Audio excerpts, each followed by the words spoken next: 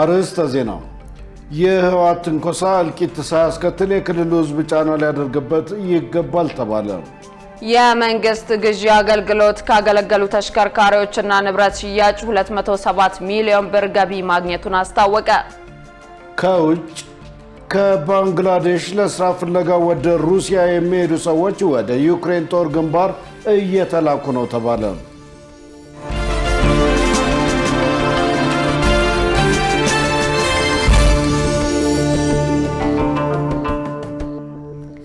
ጤና ይስጥልኝ ክቡራን ተመልካቾቻችን፣ ከኢሳት ነጻ ሚዲያ የሰዓቱ ዜና ተጀምሯል።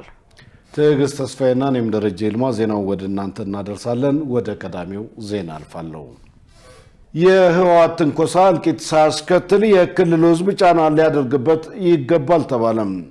በሌላ በኩል የፌደራል መንግስት የትግራይ ክልል ከጦርነት ሳያገግም ዳግም ወደ ጦርነት እንዳይገባ አስፈላጊውን እርምጃ እንዲወስድ በክልሉ የሚንቀሳቀሱ ፓርቲዎች አሳስበዋል።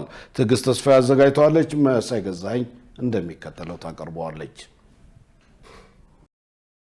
የህወሓት ታጣቂ ቡድን በጠለምት ማይዳጉሻ አካባቢ ጥቃት ማድረሱ ተገልጿል። ይህንንም ተከትሎ የህወሓትን ትንኮሳ በማስቆም በክልሉ ዳግም ጦርነት እንዳይቀሰቀስ በጊዜያዊ አስተዳደርና በፌዴራል መንግስት በኩል ምን የጥንቃቄ እርምጃ ሊወሰድ ይገባል ሲል ኢሳት በክልሉ የሚንቀሳቀሱ የትግራይ ዲሞክራሲያዊ ፓርቲ ትዴፓና ትንሳኤ ሰባ እንደርታ ፓርቲዎችን አነጋግሯል። የትንሳኤ ሰባ እንደርታ ፓርቲ ሊቀመንበር ከበደ አሰፋ በሰጡት ምላሽ ህዝቡ ባለፉት ዓመታት በክልሉ በነበረው ጦርነት የከፈለውን ዋጋ ተገንዝቦ በህወሓት ቡድን የደረሰውን ትንኮሳ ሌላ እልቂት እንዳያስከትል ህዝባዊ ጫና ሊደረግ ይገባል ብለዋል።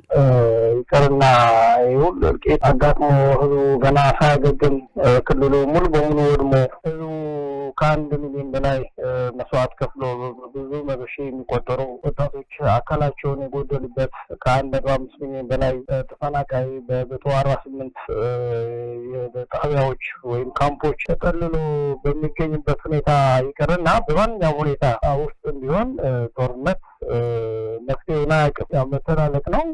ሌላ ጉዳት ካስከተለ በኋላ ደግሞ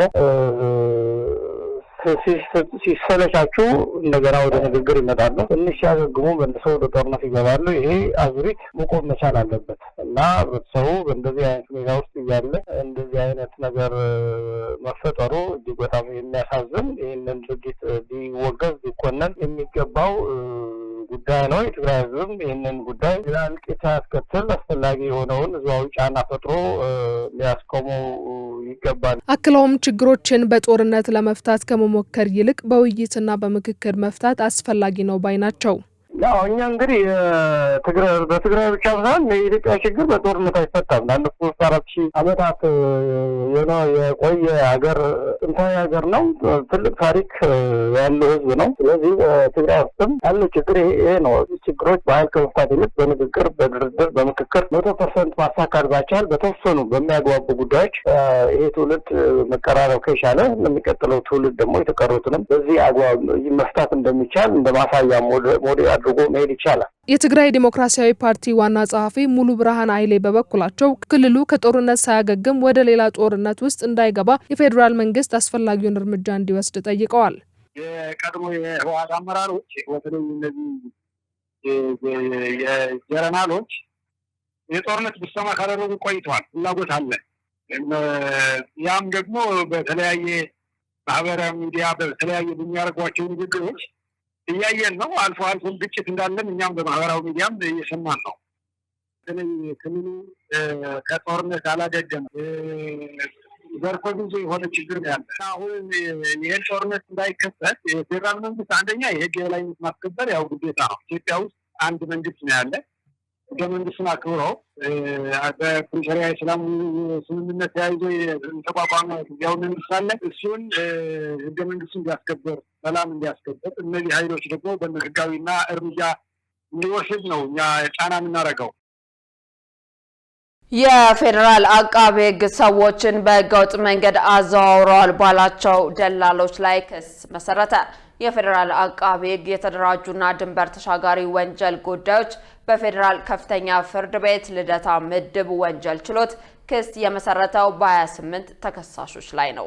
የአቃቤ ሕግ ክስ እንደሚያስረዳው ተከሳሾቹ በሰው ልጅ ለመነገድ በማሰብ በተደራጀ የወንጀል ቡድን እንዲሁም የቡድን አመራር እና አባላት በመሆን በወንጀል ድርጊቱ ላይ መሳተፋቸውን አስረድተዋል። ተከሳሾቹ ወንጀሉን ለመፈጸም ሌሎች አነስተኛ ስራ የሚሰሩ ደላሎችን በመመልመል ሰዎች በሊቢያ በኩል በማድረግ ወደ አውሮፓ ገብተው የተሻለ ኑሮ እንደሚኖሩ በማሳመን ሰዎችን ወደ ባህር ዳር እና ጎንደር ሲልኩ ቆይተዋል ብለዋል። ተከሳሾቹ በባህር ዳርና በጎንደር አካባቢዎች ሰዎችን ወደ ሱዳን ድንበር በሚያጓጉዙ ተቀጣሪዎችን በማዘጋጀት መደበኛ በሆነ መንገድ ከሀገር ሲያስወጡ ቆይተዋል። በዚህም በሕግ ቁጥጥር ስር ሆነው ክስ በተመሰረተባቸው 8 ገንዘብ ተቀባዮች አማካኝነት ከ2 ቢሊዮን ብር በላይ መሰብሰባቸውን የአቃቤ ሕግ የክስ መዝገብ አሳይቷል። ሌሎች ተከሳሾች በ8ቱ ተከሳሾችና በሌሎች ግብረ አበሮቻቸው አማካኝነት የሰበሰቡትን ገንዘብ በፍጥነት በመቀባበልና በማስተዳደር ከገንዘቡ ሲጠቀሙና ለግብረ አበሮቻቸው ክፍያ ሲፈጽሙ መቆየታቸውን የፍትህ ሚኒስቴር መረጃ ያመለክታል። በተደረገው የፋይናንስ ምርመራ ተከሳሾች ያፈሩት ንብረት፣ ቤት፣ ተሽከርካሪዎችና በባንክ ያለ ከ71 ሚሊዮን ብር በላይ ገንዘብ ታግዷል ተብሏል። የመንግስት ግዢ አገልግሎት ካገለገሉ ተሽከርካሪዎችና ንብረት ሽያጭ 207 ሚሊዮን ብር ገቢ ማግኘቱን አስታወቀ።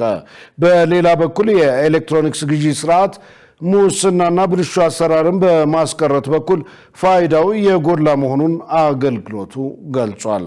መሰረት ባዩ የመንግስት ግዢ አገልግሎት በ2018 በጀት ዓመት 6 ወራት ተሽከርካሪዎችንና ልዩ ልዩ ንብረቶችን በሽያጭ በማስወገድ ከ207.8 ሚሊዮን ብር በላይ ገቢ ማግኘቱን ገልጿል። ይህም ገቢ ከ2017 በጀት ዓመት ተመሳሳይ ወቅት ጋር ሲነጻጸር ብልጫ እንዳለውና ገቢው እያደገ መምጣቱን የመንግስት ግዢ አገልግሎት የኮሚኒኬሽን ስራ አስፈጻሚ ጎጃም ታደለ ገልጸዋል። በተጨማሪም የተወገዱት ተሽከርካሪዎችና ሌሎች ንብረቶች ይዘውት የነበረውን ቦታ በማስለቀቅ ተቋማት ጽዱና ለስራ ምቹ እንዲሆኑ አስችሏል ብለዋል። አገልግሎቱ ተቋማት ጋር በመሄድ ድጋፍ የማድረግ ስራ እያከናወነ መሆኑን አንስተው አንዳንድ ተቋማት የሚወገደውን ንብረት የተሟላ መረጃ በመላክ በኩል ክፍተት እንዳለባቸው ተናግረዋል። እንግዲህ የተገኘው ገቢም በዛው ልክ ነው። አሁን 153% እድገት ማሳየቱ ነው አንደኛው። ሌላው ደግሞ ከአምና ተመሳሳይ ወቅት ሲነጻጸር የ125.7 ሚሊዮን ብር ብልጫ አለው። ይሄ የዘንድሮ ማለት ዘንድሮ ስንት ነው ያገኘነው? 207.8 ሚሊዮን ብር ነው ገቢ ያገኘን በ6 ወር። እነዚህ 161 ተሽከርካሪ አስወግደናል በ6 ወር። እነሱ ይዘውት የነበረው ቦታ አለ ያላግባብ ዝም ብለው ይዘውት የነበረው ቦታ 3078 ካሬ ሜትር ቦታን በማስለቀቅ ተቋማት ጽዱ ያንን ተከማችተው ያላግባብ ተሽከርካሪዎች ይዘውት የነበረው ቦታ ሌሎች ንብረቶችም ይዘውት የነበረው ቦታን ለተለያዩ ነገር ተቋማት እንዲጠቀሙበት አግባብን ከማስወገድ ገቢው በላይም ተቋማትን ጽዱ በማድረግ ስራዎች ተሰርተዋል ማለት ነው። ግዢን በሚመለከትም ለፌዴራል ተቋማትና ለመንግስት ዩኒቨርሲቲዎች በኤሌክትሮኒክስ የግዢ ስርዓት አማካኝነት ግዢ እየተፈጸመ ነው ብለዋል። የፌዴራል ተቋማት ሙሉ በሙሉ በሚባል ደረጃ ወደ ኤሌክትሮኒክስ ግዢ ስርዓት መግባታቸውን አንስተው ይህ አሰራር ተግባራዊ መደረጉ ስራን ከማቅለል ባለፈ ሙስናንና ብልሹ አሰራርን በማስቀረት በኩል ፋይዳው የጎላ መሆኑን አስረድተዋል። ከንክኪ የጸዳ ምንም የሰው ንክኪ የማይልበት ሌላው ቅልጥፍና ይጨምራል። በጣም በቅልጥፍና ስራዎችን እንድትሰሪ ያደርግሻል። ከምንም ነገር ከሙስና ከምን በጣም ብልሹ አሰራርን እንደሚያስቀር የመልካም አስተዳደር ችግርን እንደሚያስቀር ለሁሉም አቅራቢ እኩል እድል ስለሚሰጥ በሲስተሙ ነው ሁሉም አቅራቢ የሚወዳደር ከሌ እንደዚህ ስለማይባል ለሁሉም እኩል ስለሚሰጥ እድል ስለሚሰጥ ለኛ ትልቅ እድል ነው። ይሄ ሲስተም መምጣት በጣም ትልቅ እድል ነው ለኛ። በበጀት ዓመቱ ማጠናቀቂያም በሽያጭ ከሚወገዱ ተሽከርካሪዎችና ልዩ ልዩ ንብረቶች ከ400 ሚሊዮን ብር በላይ ለመንግስት ገቢ ለማድረግ እየሰራ መሆኑን አገልግሎቱ አስታውቋል።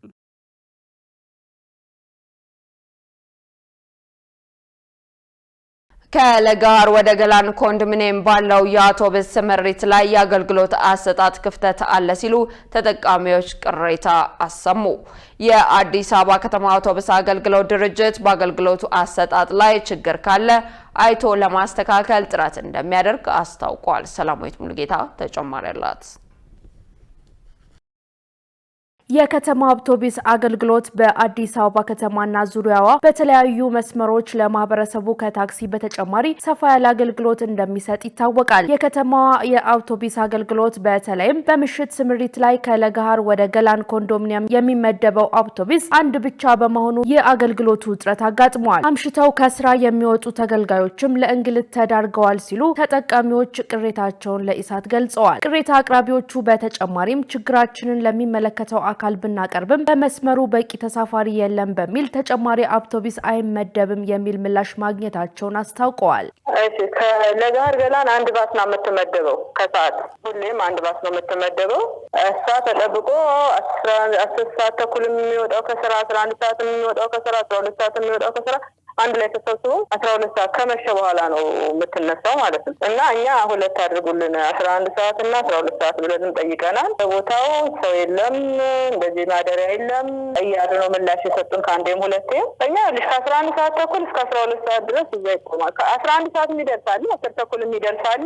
ግን ዋናው ጉዳይ መታሰብ ያለበት እንደ ብዙሃኑ 11 ሰዓት ላይ ቢነሳልን ሁለት ቢመደብልን ብለን ጠይቀናል። እና ከስቴዲየም ወደ ገላን ኮንዶሚኒየም የሚሄድ አለና ቃሊቲ ገላን ኮንዶሚኒየም ከ11 ሰዓት ጀምሮ እስከ 12 ሰዓት ተኩል አንድ ጊዜ ከ10 ከሩብ እንዲህ ነው የሚነሳውና ለምን እንዲህ ይሆናል ለምን አልተመደበልንም ብለን ጥያቄ ስናቀርብ ግን አይ ይሄ ነገር እኛ ለእናንተ ብለን ነው እንጂ በመስመር ደረጃ የተመደበላችሁ የለም የሚል ነውና አንዳንድ ደግሞ ደርሶ መልስ ስለማይጭን አያዋጣም የሚል ነው። ወይ መንግስት ደግሞ ድጎማ ሰጥቶ በአግባቡ ደርሶ መልስ የሚሆን ምንም ማህበረሰቡ የታክሲ አገልግሎት እንዲያገኝ ነው ይመስለኛል አላማውና እስቲል ነው መፍትሄ አላገኘም። 3 4 5 ጊዜ ጠይቀናል። አንድ ጊዜ 30 ደቂቃ ሙሉ ባስ ውስጥ ነው የምትቀመጪው ሰዓት አልደረሰም ተብሎ እዛ ሜዳ ላይ በቃ መቆየት ተገቢ አይመስለኝም። ኢሳት ጉዳዩን አስመልክቶ የከተማ አውቶቡስ አገልግሎት ድርጅትን አነጋግሯል። የድርጅቱ የአገልግሎት ድጋፍ ዳይሬክተር እንዳልካቸው ከበደ እንደገለጹት በለገሃር መነሻ ቀኑን በሙሉ 6 አውቶቡስ ወደ ገላን ኮንዶሚኒየም እንደሚመደብ ገልጸው በምሽት ላይ የአውቶቡሶቹ ቁጥር የሚቀንሰው ደግሞ የተሳፋሪ ቁጥር በመቀነሱ ምክንያት ነው ብለዋል። 6 አውቶቡስ ተመድቦ እየሰራ ነው ያለ። አንድ አውቶቡስ አይደለም። እሱን እናጣራዋለን ግን አሁን እዛ በኦፕሬሽን መስመር ላይ ያሉ መረጃ የሚወስድ ያለውኝ 6 መኪና ተመድቦ በዛ መስመር ላይ አገልግሎት እየሰጠ እንዳለ። ስለዚህ እንግዲህ እኛም ደግሞ እስቲ ቅሬታውን እናይና አስተካክለ ችግሩን እናያለን። ግን አሁን ያለን መረጃ እንደዛ ነው ያሳይ። እኛም በቦታው ወርደን እናጣራና ጋፖች ካሉ የሚስተካከሉበት ይሆናል። ታዎችም ያው ቅርበት ሆነን የሚፈታ ይሆናል ማለት ነው። አሁን ላይ ግን ያለው እንደዛ ስለሆነ ምናልባት የአውቶቡስ ቁጥሩ ጋፑ ልዩነት አንድ ስለተባለ ቁጥሩ ከፍ ያለ ስለሆነ መረጃው ትንሽ የተሳሳተ ስለመሰለኝ ነው። ግን በሌሎች ቅሬታዎች ካሉ ግን ወርደን እናያለን። ይሁን እንጂ ድርጅቱ የአገልግሎቱ ተጠቃሚዎች ባነሷቸው ቅሬታዎች ላይ እንደገና በማየት ችግሮች ካሉ የሚስተካከል መሆኑን ዳይሬክተሩ አስታውቀዋል። ክቡራን ተመልካቾቻችን ከኢሳት ነጻ የህዝብ ሚዲያ ዜናዎቻችን አሁንም እንደቀጠሉ ናቸው። በቀጣይነት የቢዝነስና ኢኮኖሚ መረጃዎችን ወደ እናንተ እናደርሳለን። ባልደረባችን ገነት ዘዘው እየጠበቀችን ነው።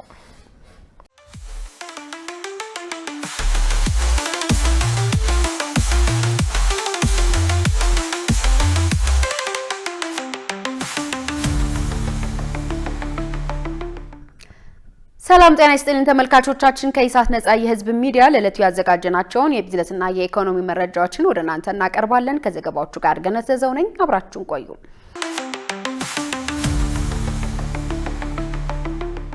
የኢትዮ ብራዚል የንግድና የኢንቨስትመንት ፎረም በአዲስ አበባ ሊካሄድ ነው ተባለ።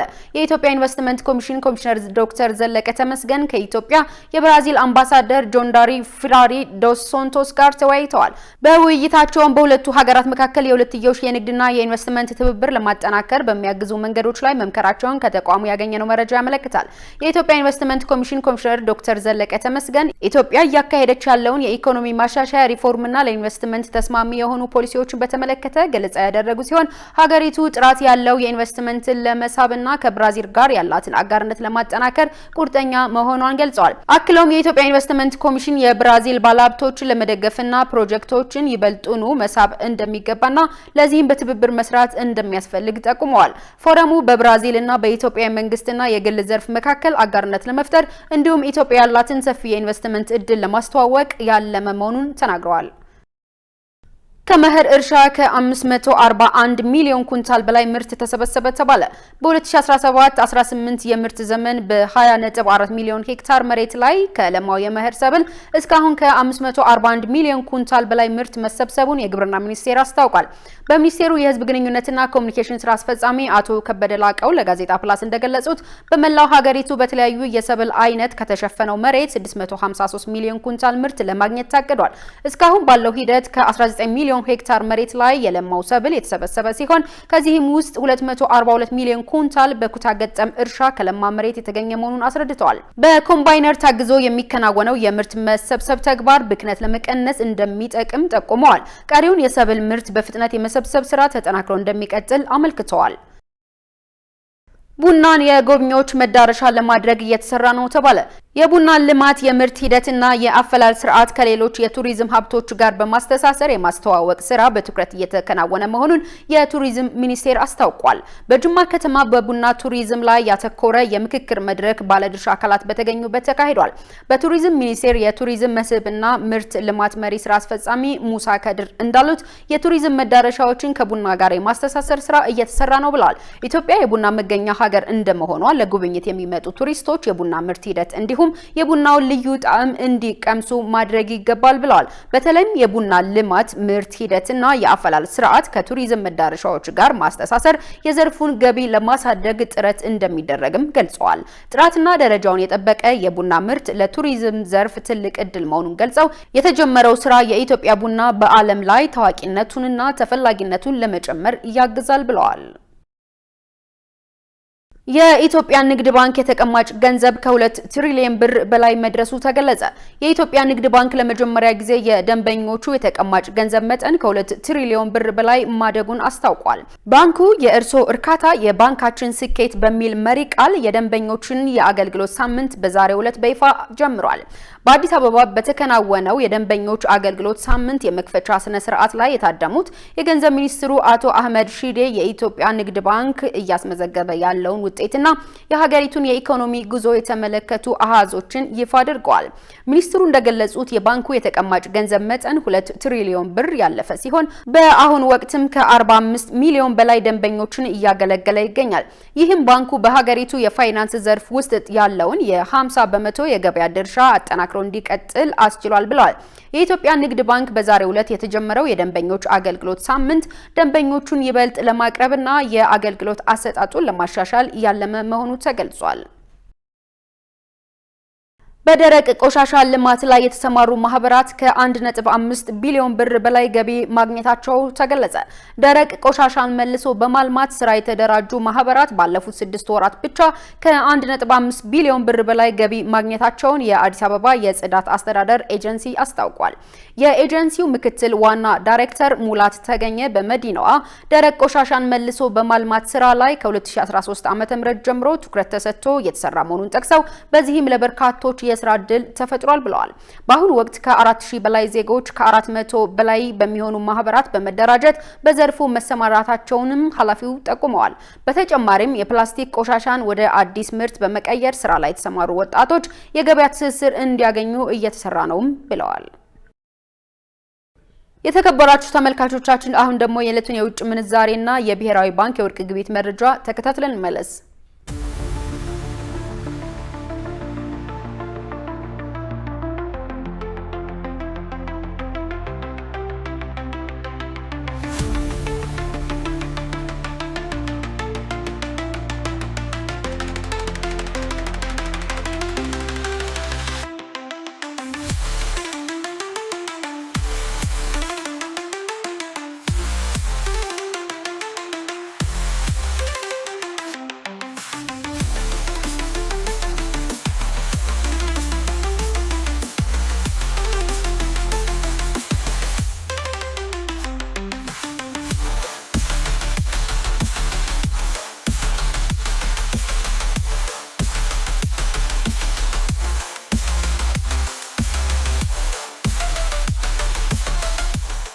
ተመልካቾቻችን ለዕለቱ ያዝናቸው የቢዝነስና የኢኮኖሚ መረጃዎች በዚሁ ተጠናቀዋል። ወደ ቀጣይ ዜና ላሳልፋችሁ።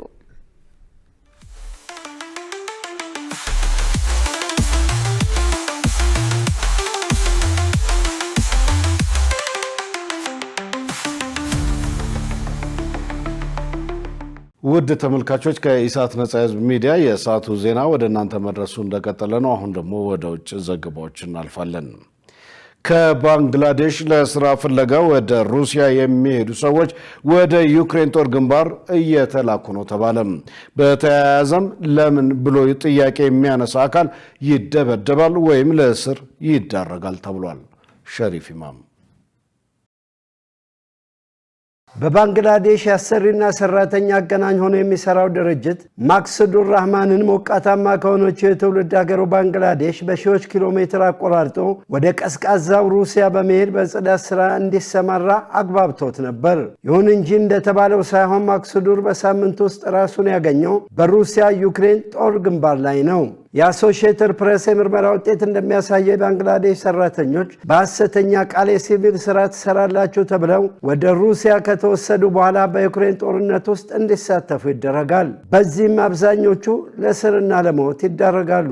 አሶሺየትድ ፕሬስ ከሩሲያ ጦር ያመለጡ 3 ሰዎችና ራህማንን አነጋግሯል። እነሱ እንዳሉት ሞስኮ ከደረሱ በኋላ እሱና ከባንግላዴሽ አብረውት የመጡ ስራ ፈላጊዎች በሩሲያ የተዘጋጁ ዶክመንቶችን እንዲፈርሙ ተደርጓል። የፈረሙት ግን የወታደራዊ ዶክመንት ነበር። ቀጥሎ ያመሩት የድሮን ውጊያ ለማካሄድ የሚያስችል ወታደራዊ ስልጠና ለመውሰድ ወደ ወታደራዊ ካምፕ ነበር። ራህማን ተስማምቶ ለመስራት የመጣው ስራ ይህ እንዳልሆነ ተቃውሞ ቢያቀርብም የሩሲያ ኮማንደር እዚህ የላከህ ወኪልህ ነው፣ እኛ ገዝተንሃል ብሎታል። 3ቱ የባንግላዴሽ ሰዎች ያለ ፈቃዳቸው በጦር ግንባር ተሰማርተዋል። በዚያም ለጦሩ ቁሳቁስ ያቀርባሉ፣ የቆሰሉና የሞቱ ወታደሮችንም ያነሳሉ። ስለ ጉዳዩ የሩሲያ መከላከያ ሚኒስቴር፣ የውጭ ጉዳይ ሚኒስቴርም ሆነ የደቡብ ኤሽያ ሀገራት መንግስታት በአሶሺየትድ ፕሬስ ተዘጋጅተው የቀረቡትን ጥያቄዎች ለመመለስ አልፈቀዱም። ራህማን እንዳለው በሱ ቡድን ውስጥ የሚገኙ ሰራተኞች በ10 ዓመት እስር እንደሚቀጡና የድብደባ ማስፈራሪያ እንደሚደርስባቸው ተናግረዋል። የሚሉትን ለምን አትሰሩም? ለምን ታለቅሳላችሁ ነው የሚሉን። ባስ ሲልም ይመቱናል ብሏል። በዚህ ሁኔታ ለ7 ወራት የቆየውና ወደ ሀገሩ አምልጦ የሄደው ራህማን ምን ያህል የባንግላዴሽ ዜጎች በዚህ መንገድ ተታለው ወደ ጦር ግንባር እንደገቡ አይታወቅም። ይሁን እንጂ የባንግላዴሽ ሰዎች ለአሶሺየትድ ፕሬስ እንደነገሩት በመቶዎች የሚቆጠሩ የባንግላዴሽ ዜጎች ከሩሲያውን ወታደሮች ጋር በዩክሬን ታይተዋል። ባለስልጣናትና አክቲቪስቶች ደግሞ ሩሲያ ከአፍሪካና ደቡብ ኤዥያ ሀገራት ከህንድና ከኔፓል ጭምር ሰዎችን እንደምትመለምል ተናግረዋል። መረጃው የአሶሺየትድ ፕሬስ ነው። ዶናልድ ትራምፕ የኢሚግሬሽኑ ኃላፊ ከስራ በማሰናበታቸው በሚኒያፖሊስ የሚካሄደው የተቃውሞ ሰልፎች ቀጥለዋል ተባለ። የድንበር ጥበቃ ኃላፊ የኢሚግሬሽን ወኪል ለሁለተኛ ጊዜ የአሜሪካ ዜጋ የሆነ ግለሰብ ተኩሰው መግደላቸውን ተከትሎ ከፍተኛ ትችት እየቀረበባቸው ነው። ዮሐንስ ተስፋ በአሜሪካዋ ሚኒያፖሊስ ከተማ ያለው ውጥረት እየተባባሰ ነው ተብሏል። በአንድ ወር ውስጥ ለሁለተኛ ጊዜ የከተማዋ ነዋሪ በፌዴራል የኢሚግሬሽን ወኪሎች እጅ መገደሉን ተከትሎ የህዝቡ ተቃውሞ ግፊት እየበረታ ነው። ሰኞ ዕለት ዋይት ሀውስ ጉዳዩን በተመለከተ የተሟላ ምርመራን እንደሚያደርግ የገባውን ቃል በድጋሚ አረጋግጧል። ያም ሆኖ በስፋት በቀጠለው ተቃውሞ ሰልፈኞች በሺዎች የሚቆጠሩ የፌዴራል የኢሚግሬሽን መኮንኖች ከተማዋን ለቀው እንዲወጡ ጠይቀዋል። በትላንትናው ዕለት በፕሬዝዳንት ትራምፕና በሚኒያፖሊስ ከንቲባ ጃኮብ ፍሬ መካከል በተደረገ የስልክ ንግግር ከማክሰኞ ጀምሮ የፌዴራል ወኪሎች ከሚኒሶታ በከፊል እንዲወጡ ስምምነት ላይ ተደርሷል። ፕሬዝዳንት ትራምፕም በማህበራዊ ሚዲያ ገጻቸው ከፍተኛ መሻሻል እየታየ ነው ሲሉ ጽፈዋል። በተጨማሪም የዩኤስ የጉምሩክና የድንበር ጥበቃ ሲቢፒ አባል የሆኑት ግሬግ ፖቢኖ ከኃላፊነታቸው መነሳታቸው ተዘግቧል። በእርሳቸው ምትክም የዋይት ሀውስ የደህንነት ጉዳዮች ኃላፊ የሆኑት ቶም ፖማን በሚኒያፖሊስ ያለውን የኢሚግሬሽን ሕግ የማስከበር ዘመቻ እንዲመሩ በትራምፕ አስተዳደር ተሹመዋል።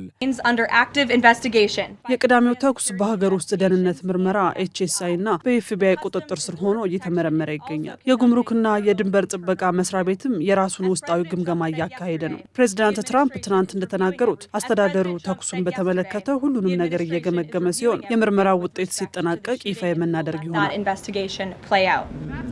የሚኒሶታ ግዛት ጠበቆች የ3000 የፌዴራል የኢሚግሬሽን ወኪሎችን ስምሪት ለማስቆም በሚል በፌዴራል ፍርድ ቤት የሚታይ ክስ አቅርበዋል። ሆኖም እስካሁን ውሳኔ አልተሰጠም። በሚኒያፖሊስ የዩኤስ ዲስትሪክት ፍርድ ቤት ውስጥ እየታየ ያለው ይህ ጉዳይ በሁለቱ ሰዎች ግድያና በሰፊው ተቃውሞ ምክንያት የተፈጠረውን ከፍተኛ ውጥረት የሚያንጸባርቅ ነው። ይህም በኢሚግሬሽን ሕግ ማስከበርና በተለያዩ ግዛቶችና በፌዴራል ስልጣን መካከል ያለውን መጠነ ሰፊ ክርክር አባብሶታል። በሌላ በኩል በሚኒያፖሊስ ጎዳናዎች ላይ የሚገኙ ብዙ ነዋሪዎች በፌዴራልም ሆነ በግዛቶች አስተዳደሮች ላይ ያላቸው እምነት እየተሸረሸረ መሆኑን ይናገራሉ።